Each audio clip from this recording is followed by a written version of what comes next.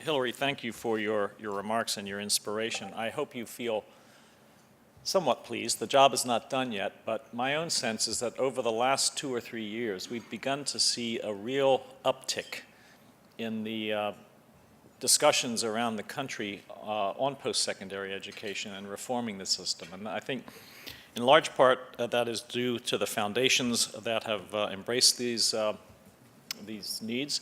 The Obama administration has also embraced the challenge.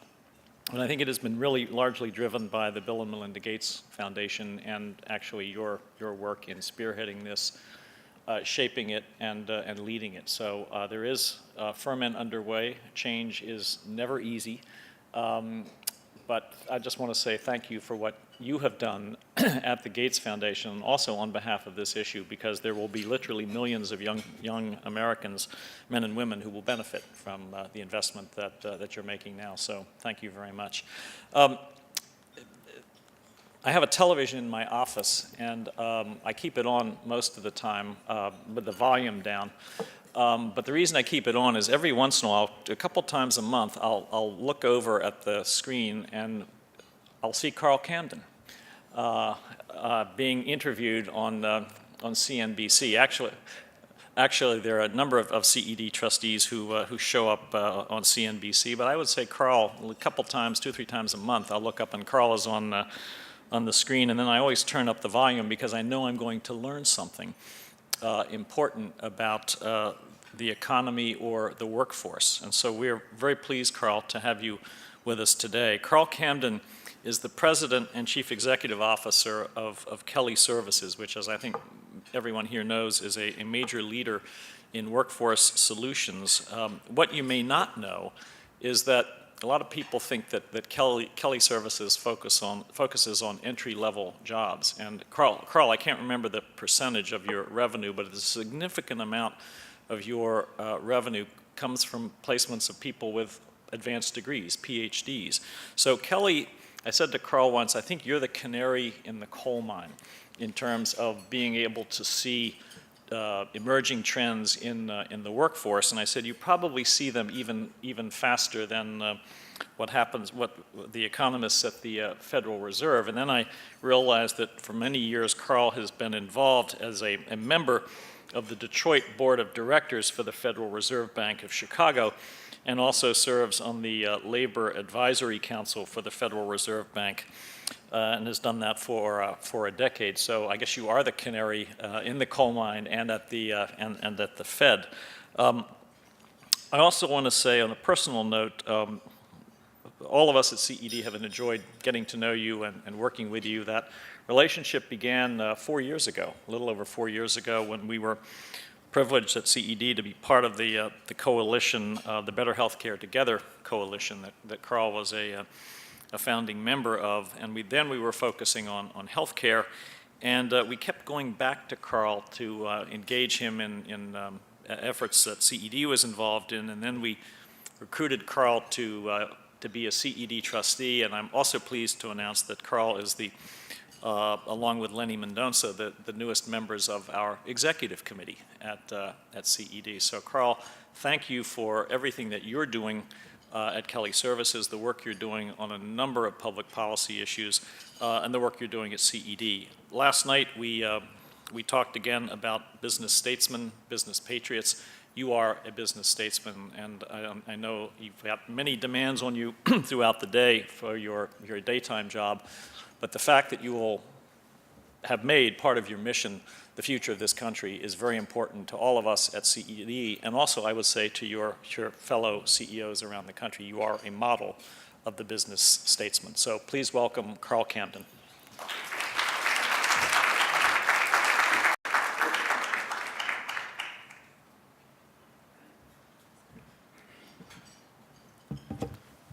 I will add my thanks to the Bill and Melinda Gates Foundation and to CED for their work in the post-secondary space. I come to this topic with a particular passion. I was on public assistance and food stamps for much of childhood, was the first in my extended family to go to college, and in my opinion, the country got a superb return on its investment that they made in post-secondary education as I signed my checks to the IRS each quarter. I also note that I graduated with a PhD, only $2,600 in debt, covering the period of time from the undergraduate program through master's programs and so on. And so I shudder as I think now about the debt load that many of our young, aspiring people who do want to live the American dream, what they're having to encounter, and we'll talk a little bit about that. But perhaps a different perspective that I bring is that finishing my PhD at The Ohio State University, for any of you Michigan people out there,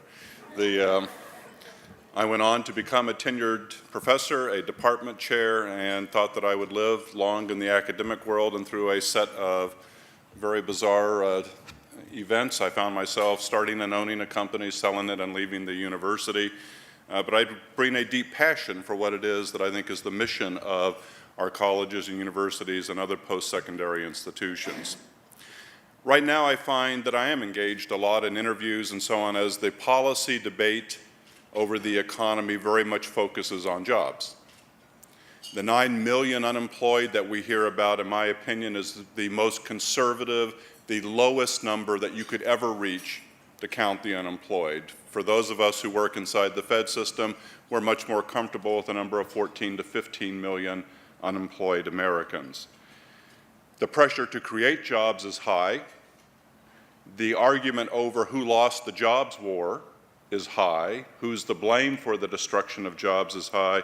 But very little discourse that's reasoned as to what it is going to take in order to get the job-creating engine taking place.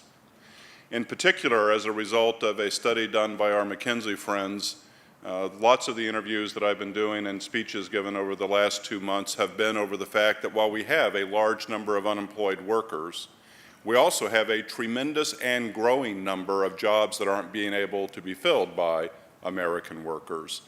And that skills mismatch, and we can argue over how big it is. I've seen the estimates as low as 2 million, as high as 3 million. We'll split the difference and say it's only 2.5 million jobs sitting out there unfilled that we're not able to provide workers for, is a real focus of policy debate. And that mismatch in supply and demand is a problem that's now rising to the forefront of policy discussions in Washington, D.C., and informs, in fact, much of the passion that's beginning to be directed behind let's have a reform of the post-secondary system, because that's where the skills mismatch ultimately lies. Not only is it raising its head as a significant policy issue, I can tell you that it's ticking off my largest customers with great passion. And in particular, the reason that they're upset is that they have large numbers of jobs that can't be filled, and at the same time, we're not able to bring workers into the U.S. to fill the jobs. And when we actually move the work to places where we can do the work, we're then castigated as fat cat CEOs who don't care about their country. Okay, that's a schizophrenic policy, folks. Either we reform the post-secondary system to provide us with the workers we need, or we change the immigration policy to bring the workers into the country, but one of the two is going to have to take place, or we will see a continuing exodus of the types of jobs that will provide middle-class life to large numbers of Americans. But if not to Americans, there are many other countries who are willing to step up to the challenge and provide the types of workers we need, and we'll be providing nice middle-class lives in Brazil, India, China, Eastern Europe, or other countries that are willing to step into the challenge. In particular, I will be focused on our failure to produce enough STEM graduates and STEM technicians in this country, and that is one of the largest sources of mismatch that we see. Part of the problem is that the whole nature of work is changing, which we at Kelly see, and what hasn't been changing along with it is the nature of post-secondary education. When jobs only last on average now 3 years, the phrase that we use is a job life cycle, so that you can expect a job to exist in its current form and a current geography for a 3-year period, there's a tremendous amount of turnover. There's a tremendous volatility in the labor markets. Those people who are free agents, people who don't work permanently attached to a company, now represent 43% of the American workforce. I expect that will be more than 50% before I retire from Kelly. That constant churn in the workforce has said that much of the social contract between employers and employees has been broken. But what we haven't much talked about is that in the process of recognizing that the traditional social contract is broken, is recognizing the uncomfortable truth that the social contract between our education system and its students and the employers is also broken. When the majority of your customers do not complete a degree, it is a broken system. When the majority of your customers leave with more debt than they're going to be able to pay back, it is a broken system.